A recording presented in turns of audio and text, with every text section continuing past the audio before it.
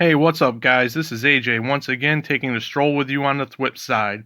As always, I'm here with my co-host Carl, and today we wanted to talk about the McFarlane DC Multiverse line. Now, I'm a big Bat fan like many of you are, but I think we can all agree that this line needs to start branching out. So, today we're going to talk about my top 10 most wanted villains, non-Batman related, that I would love to see come to the line. Kicking it off at number 10 is Cheetah. Admittedly, I don't know much about Cheetah, but with the new Wonder Woman movie eventually coming out, now would be a good time to get this character. If they base the design off of how she's pictured here and worked on their leg articulation, Cheetah could be a great figure. Moving on to number 9, where we have Clarence the Witch Boy. My only exposure to Clarence is with the Young Justice cartoon. I liked his character in that show, and as I was coming up with my list, I found some cool pics of him on the interwebs, like this one. I would love to see him in action figure form. Coming in at number 8, I have Lex Luthor. You really can't have a DC line of figures without one of comics' most iconic villains. I would gladly take him in a suit and tie, although most would like to see him in his kryptonite-powered armor. Either way, he is sorely needed. Coming in at number 7 is Artemis. I'm a huge Red Hood and the Outlaws fan, and that's where I grew to love this character.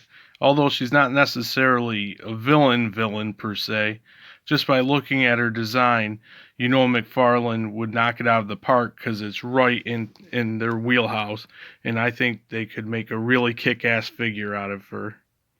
Checking in at number 6, we have Black Manta, another awesome villain that I think McFarlane would do such an awesome job bringing us in action figure form. I'm not a huge Aquaman fan, but I love Black Manta, and he needs to be in this line. Racing into the top 5, at number 5, we have Godspeed. Flash has been getting the most love outside of the BatFam from McFarlane lately, so why not come give us a Godspeed? Here you could make a strong case for Reverse Flash for another evil speedster to come to the line, and while he is much needed as well, I went with a newer character with an awesome look for this top 10. At number 4, I went with Lobo, everybody's favorite intergalactic bounty hunting biker. He shouldn't be on this list because he should have already been in the line. I would love to see him as a deluxe release with a sweet ride and plenty of accessories. Fear not, because at number 3 I chose Sinestro. I've been a Sinestro fan since I first got into superheroes as a kid, and McFarlane Toys are the real villains for not having him added to the line yet. Pack him with a couple of constructs and maybe a flight stand, and he would be a must-get for me. We're down to the final 2, and coming in at number 2 is Black Adam. With the success of the Shazam movie, its announced sequel, as well as his solo movie, now would be the perfect time for McFarlane to start thinking about giving us Black Adam. While they're at it, how about giving us the real Captain Marvel himself? Although he'd be on a different list, of course. And finally, my most wanted DC villain to be released by McFarlane could be none other than the Iceman himself, Captain Cold. Like I said, the Flash has been getting some love from McFarlane lately, so why not give us a fan favorite enemy of his? Captain Cold is an awesome character, and for me, he's essential for this line.